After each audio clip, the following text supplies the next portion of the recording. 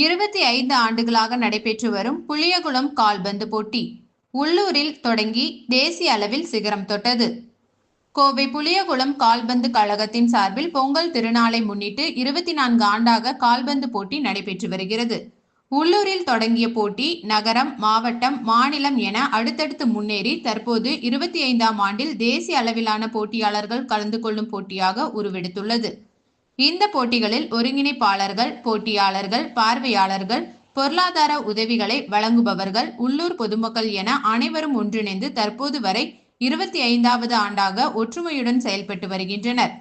இதுவரை கடைசி நாள் ஆட்டத்தை தொடர்ந்து நடைபெறும் பரிசளிப்பு விழாக்களில் கோவை மாநகர போலீஸ் உயர் அதிகாரிகள் மற்றும் சமூக சிந்தனை கொண்ட பொருளாதார உதவி வழங்குநர்கள் உள்ளிட்ட பலர் வெற்றி பெற்றவர்களுக்கு புளியகுளம் கால்பந்து கழகத்தின் சார்பில் கோப்பைகள் மற்றும் பண பரிசுகளை வழங்கியுள்ளனர்.